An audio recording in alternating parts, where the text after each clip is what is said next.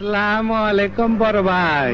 ওয়ালাইকুম আসসালাম। ভয় পাইলেন ওস্তাদ? আজ প্রথমবার কইছস, তাই মাফ করে দিলাম। এই বুঝছি তোমার মরণের চুলকানি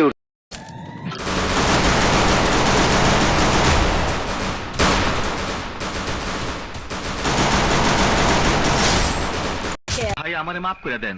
ও লে মাফ কইরা দে না।